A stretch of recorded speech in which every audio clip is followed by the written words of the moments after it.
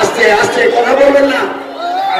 আমাদের অধীর রঞ্জন চৌধুরী আমাদের লিডার,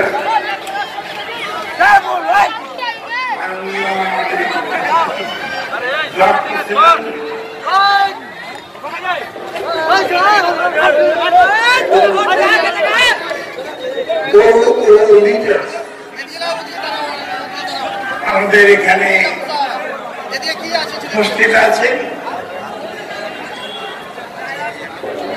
আর আপনারা যারা এখানে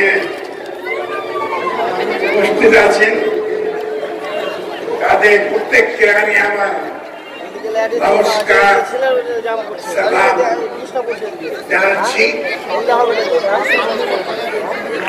আপনারা জানেন এই লোকসভা নির্বাচন, এই নির্বাচন 5 বছর পর হয়। 5 বছর আগে আমরা দেখেছিলাম মোদী সাহেব একবারে ঝড় তুলে সমস্ত ভারতবর্ষ জয়ী হয়েছিলেন এবং আমরা মেনে নিয়েছিলাম। কারণ মানুষ জনসাধারণ যখন ভোট দিয়ে কাউকে চায় তার বিরুদ্ধে আমাদের বলার কিছুই নেই। এবারকার কাহিনী কিন্তু উল্টো। মোদী সাহেব আমাদের প্রাইম মিনিস্টার এত মিথ্যা কথা বলেছেন, এত অন্যায় কাজ করেছেন যে সমস্ত ভারতবর্ষের লোকেরা আজকে বিরক্ত হয়ে একটা কথাই বলছে, মোদী হটাও, মোদীকে হটাও। আর আমাদের এই নেতা, আমাদের এই লিডার, আমাদের এই প্রেসিডেন্ট রাহুল গান্ধীকে সবাই চাইছে। রাহুল গান্ধী এসো, আমরা তোমাদের তোমার জন্য অপেক্ষা করি। তাই আমরা আনন্দিত এই আমার কংগ্রেস ক্ষমতায় ফিরে আসছে। আমাদের ভালো হবে। আমাদের বন্ধুরা যারা আজকে নির্যাতিত হয়েছেন, অত্যাচারিত হয়েছেন, অপমানিত হয়েছেন, তাদের উপর অন্যায় হয়েছে, গুলি চলেছে, সেগুলো বন্ধ হবে এবং ভারতবর্ষে শান্তি ফিরে আসবে।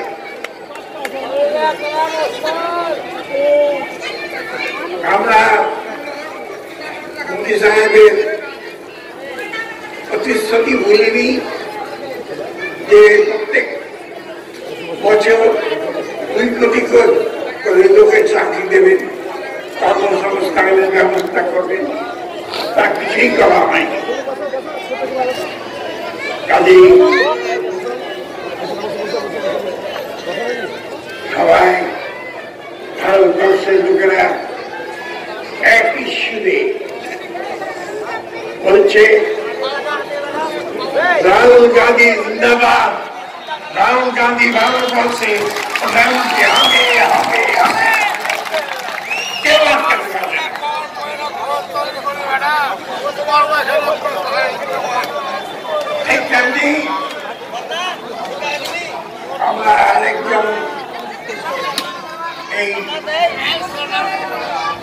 পশ্চিম বাংলায় যারা ক্ষমতায় আছেন টিএমসি এরা রাহুল গান্ধী সেদিন এসেছিলেন মালদায় বলছিলেন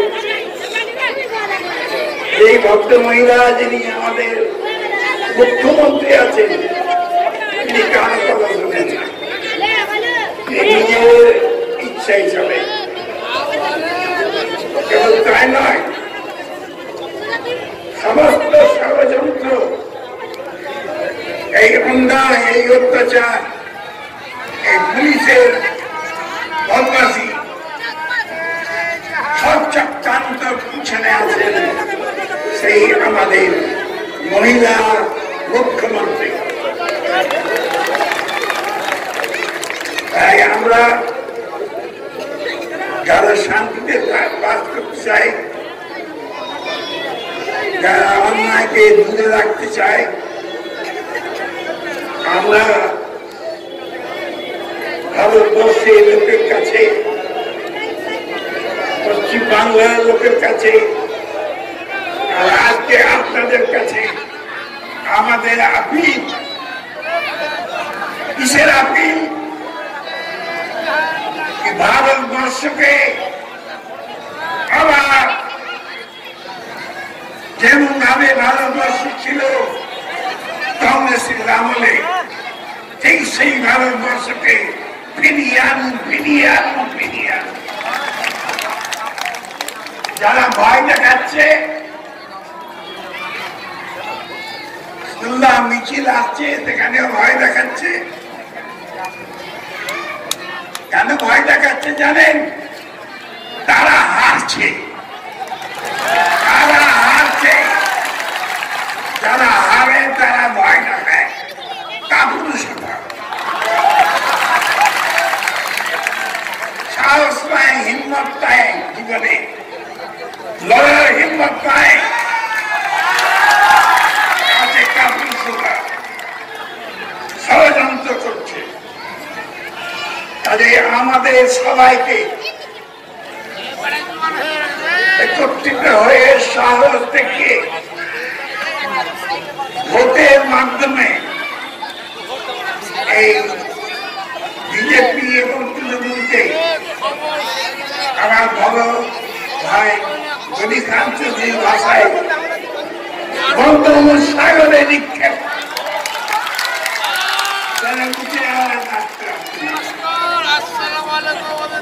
তাই বন্ধুগণ, ধৈর্য হারাবেন না। অন্যায়ের বিরুদ্ধে আমাদের পূর্বপুরুষেরা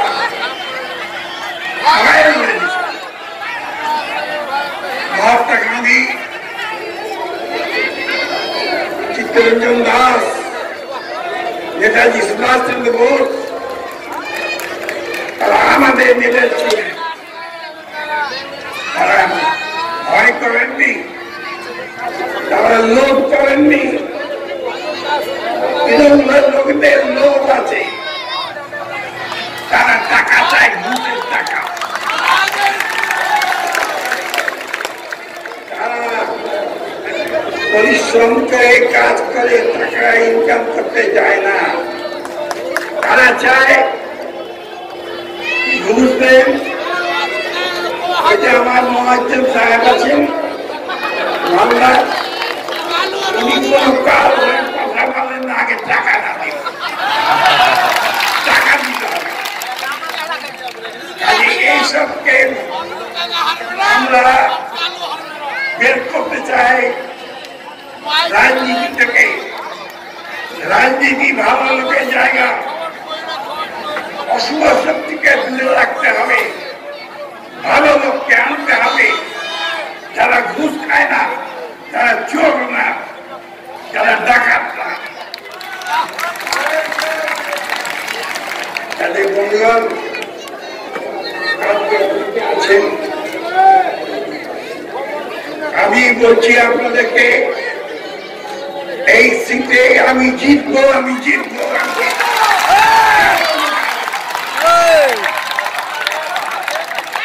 के गनी खान चौधरी बार जीतेছে এই সিটে আমি 3 বার আগে জিতেছি এবার আরে আমরা সাহস করে কংগ্রেসকে ভোট দিন আমাদের ভালো দিন আসবে রাহুল গান্ধী অনেক কিছু প্রতিজ্ঞা করে গেছেন আমরা চাকরির কথা বলেছি ওনাকে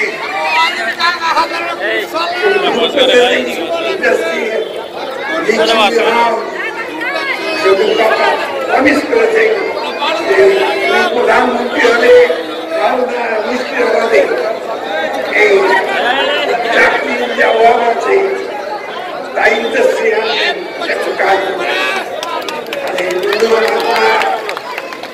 অতদিন না হয়ে ভয় না পেয়ে আসুন কাজ করুন এবং কংগ্রেসকে ফিরিয়ে আনুন ফিরিয়ে আনুন ফিরিয়ে আনুন এই বলে আপনাদের প্রত্যেককে আবার ভালোবাসা আপনাদের কাছে অনুরোধ করছি আপনারা আমার জন্য দোয়াও করবেন কেবল ভোট নয় মালিক তাকে বলবেন নেই কাজের জন্য